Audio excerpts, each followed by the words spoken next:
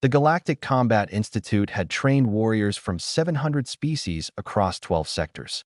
In its 4,000-year history, only 17 cadets had ever received the Galaxy-class threat designation, a classification reserved for beings whose combat potential exceeded standard tactical parameters. Georgia was the 18th. She never spoke during training. Not once in the 14 months since her arrival at the orbital facility circling Kepler 442b.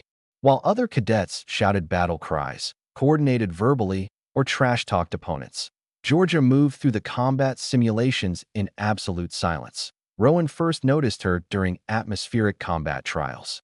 He was of the Cien, a species renowned for their 4 arms and enhanced reflexes, and he'd swept through the preliminary rounds with ease. When he faced Georgia in the semifinals, he expected an easy victory. Humans were notoriously fragile compared to most galactic species. The match lasted 47 seconds. Georgia didn't telegraph her movements. There were no preparatory stances, no verbal challenges, no emotional displays that other species use to intimidate opponents. She simply moved. Her strikes came from impossible angles, each one calculated to exploit the microsecond delays in the Cien neural pathways. Rowan found himself on the ground before his secondary brain could process what happened. "Good match," he said, extending a hand. Georgia looked at him with those unsettling human eyes, flat forward-facing predator's eyes, and walked away without a word. The instructors noticed. Commander Vichkura, a veteran Krellian officer with scales that had turned silver from age, pulled Georgia's training footage. She watched it once, then twice, then summoned her entire analytical team. "Run biomechanical analysis," Kara commanded. "Full spectrum. I want to know how a human is moving like that." The results were disturbing. Georgia wasn't using any enhanced technology. No neural implants, no genetic modifications, no pharmacological augmentation. She was baseline human, a species that ranked 47th in the Galactic Combat Index. Yet her movement efficiency exceeded anything in the database. "She's predicting opponents before they move," noted instructor Vex, a crystalline siler who processed information at quantum speeds. "Watch here. She shifts weight 0.3 seconds before the Dracorian initiates his charge. She can't possibly see it coming. He hasn't moved yet." "Humans are social prey animals," Kara said slowly. "They evolved reading micro-expressions, body language, intent. What if she's reading biological tells we didn't know existed?" The next trial was environmental survival.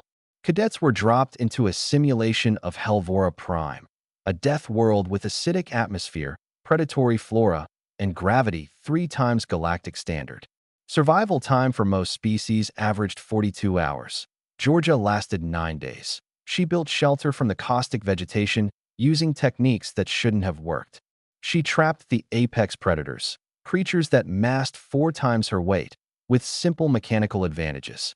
She moved through the killing environment like she'd been born there. When extraction arrived, they found her sitting beside a small fire, having fashioned tools from predator bones. She still hadn't spoken.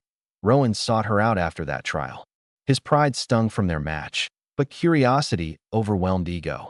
He found her in the observation deck, staring at the planet below. "Why don't you talk?" he asked. Georgia turned those predator eyes on him. For a long moment, she simply observed, and Rowan felt something primal stir in his hindbrain, the ancient recognition of something dangerous. Then she pulled out a data pad and typed. "Words are slow. Combat is fast. But communication is essential for team operations." Rowan pressed. She typed again. "Watch." The next exercise was a team-based urban warfare simulation. 20 cadets against an AI-controlled opposing force. Standard doctrine required constant communication, position updates, threat calls, coordination protocols. Georgia was assigned to Rowan's squad.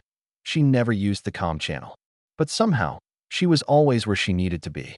When Rowan's position came under fire, Georgia appeared from an impossible angle, neutralizing the threat. When their squad leader went down, Georgia's hand signals, clear and universal, reorganized the team without a word. They won with 0 casualties. Commander Vichkara called an emergency instructor meeting. "The human cadet, Georgia," she began, displaying combat analytics across the holographic array. "Her threat assessment has been escalated." "To what level?" asked Vex. "Galaxy class." Silence filled the chamber. Even the AI systems seemed to pause. That's reserved for beings who can alter the outcome of planetary conflicts, Vex protested. She's one human. ZH Kara pulled up footage from the latest simulation. Watch this sequence. She eliminates 7 opponents in 11 seconds. But look closer. She's not just fighting her opponents. She's positioning them. Each elimination serves multiple purposes, clearing lines of fire for allies, creating cover, forcing enemy repositioning into kill zones. The commander zoomed in. She's not fighting individuals. She's conducting an orchestra of violence. Every move cascades.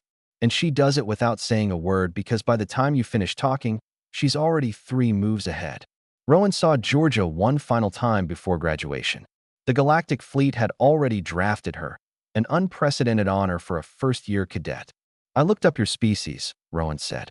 Humans were endurance predators. You didn't outrun prey. You outlasted them, tracked them until they collapsed from exhaustion. Georgia nodded. And you were social hunters. You coordinated without language, reading intent, understanding pack dynamics instinctively. Another nod. So you don't talk because. Rowan trailed off, understanding dawning. Georgia pulled out her data pad one last time.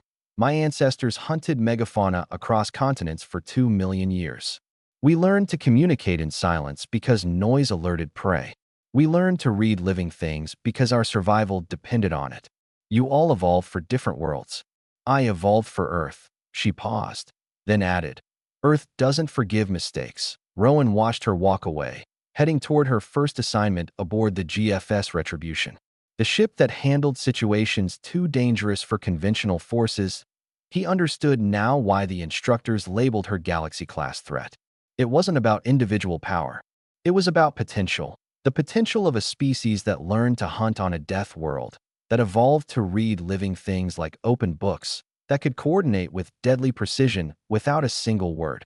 Humanity hadn't reached the stars because they were the strongest or fastest. They reached the stars because they were the most relentlessly, quietly dangerous thing their planet had ever produced, and Georgia was their finest example.